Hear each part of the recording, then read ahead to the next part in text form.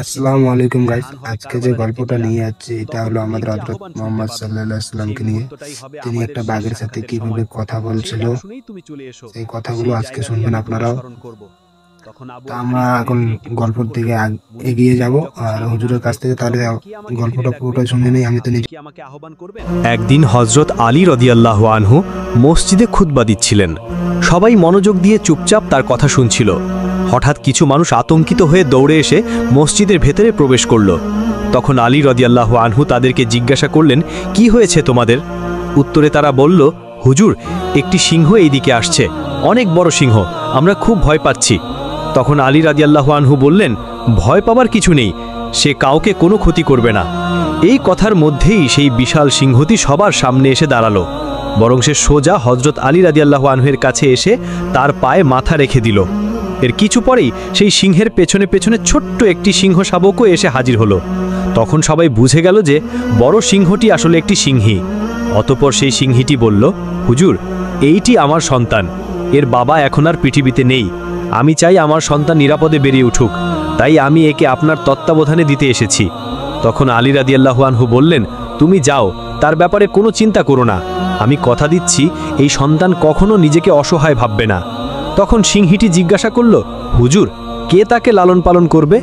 তখন আলী রাদিয়াল্লাহু আনহু উত্তর দিলেন, আমার পুত্র হুসাইন তার দেখাশোনা করবে ইনশাআল্লাহ। সে অসহায়দের খুব যত্ন নেয়, তার চেয়ে ভালো আর কেউ পারবে না। এরপর হযরত হুসাইন রাদিয়াল্লাহু আনহুকে ডাকা হলো। তিনি সামনে এসে সিংহ শাবকটিকে কোলে তুলে নিলেন। তার মাথায় স্নেহ ভরে হাত বুলিয়ে দিয়ে বললেন, আজ থেকে এর নাম হবে আবু আল হারিস এবং সে এখন থেকে আমার সাথেই থাকবে। অতঃপর সিংহীটি নিশ্চিন্ত মনে ফিরে গেল।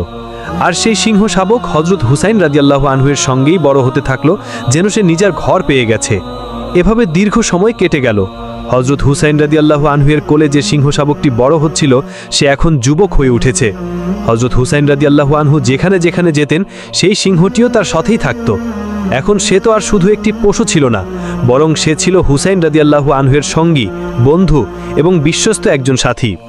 মানুষ তাকে আবু আল হারিস নামেই চিনত। সে জঙ্গল থেকে এসেছিল ঠিক, কিন্তু তার হৃদয় ছিল মানুষের চেয়েও কোমল এবং বুদ্ধিমান। তার মধ্যে হযরত হুসাইন রাদিয়াল্লাহু আনহুর প্রতি গভীর ভালোবাসা গড়ে উঠেছিল। দিন হোক কিংবা রাত, সফর হোক বা বিশ্রাম, আবু আল হারিস সবসময় হযরত হুসাইন রাদিয়াল্লাহু আনহুর কদমের সাথে লেগে থাকত। কিন্তু সময়ের বিবর্তনে সিংহটি বিরাট বড় হয়ে যায়। এখন সে যখন কোনো গলির মধ্য দিয়ে হেঁটে যেত তখন মানুষেরা কেঁপে উঠত। তাদের হৃদয়ে এক অদ্ভুত রকমের ভয় জেগে উঠত। একদিন কিছু আরব লোক হযরত আলী রাদিয়াল্লাহু আনহুর খিদমতে হাজির হয়ে আরজ করল, হুজুর, হুসাইন রাদিয়াল্লাহু আনহুর সাথে থাকা সেই সিংহটি এখন অনেক বড় ও ভয়ঙ্কর হয়ে উঠেছে। আমরা এই ব্যাপারে শঙ্কিত, কোনো একদিন যদি সে ক্ষতি করে ফেলে। এই কথা শুনে আলী রাদিয়াল্লাহু আনহু নীরব হয়ে গেলেন।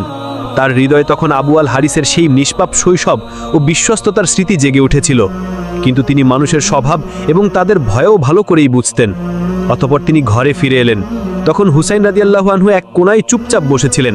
তখন আলী রাদিয়াল্লাহু আনহু তার কাছে এসে কোমল কণ্ঠে বললেন, বেটা হুসাইন, এই আরবরা বলছে আবু আল হারিস এখন বড় হয়ে গেছে, মানুষ তাকে দেখে ভয় পায়।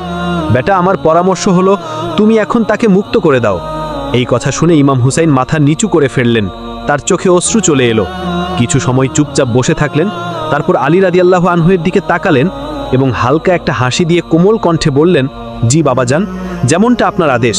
শুধু আজকের দিনটুকু যেতে দিন, আগামীকাল থেকে আপনি তাকে আর দেখতে পাবেন না। তখন আলী রাদিয়াল্লাহু আনহু জিজ্ঞাসা করলেন, বেটা, আজকের দিনেই এমন কি বিশেষ আছে? তখন হুসাইন রাদিয়াল্লাহু আনহু বাইরে তাকিয়ে উত্তর দিলেন, বাবাজান, এখন সন্ধ্যা হয়ে গেছে। এটা এমন সময় নয় যে কাউকে ঘর থেকে বের করে দেওয়া যায়।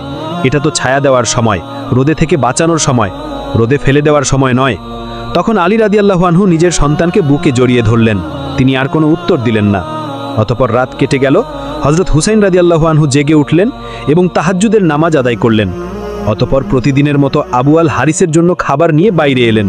তখন আবু আল হারিস বিস্ময়ের সাথে তাকিয়ে বলল, মনিব, আজ এত সকালে খাবার কেন? তখন হুসাইন রাদিয়াল্লাহু আনহু কিছু না বলে চুপচাপ বসে পড়লেন। তারপর ধীরে ধীরে অত্যন্ত কোমলভাবে পুরো ঘটনাটি আবু আল হারিসকে জানিয়ে দিলেন। সব কথা শুনে আবু আল হারিস নিশ্চুপ হয়ে গেল।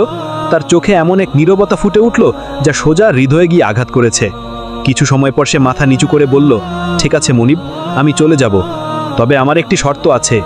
তখন হুসাইন রাদিয়াল্লাহু আনহু জিজ্ঞাসা করলেন, কি শর্ত আবু আল হারিস? তখন আবু আল হারিস মাথা তুলে বলল, মুনিব, আমাকে জীবনে আরও একবার আপনার সাথে সাক্ষাতের অনুমতি দিন, শুধুমাত্র একবার। এই কথা শুনে ইমাম হুসাইন রাদিয়াল্লাহু আনহু কিছু সময় নীরব রইলেন, তারপর বললেন, মনে রেখো আবু আল হারিস, তারিখ হবে 10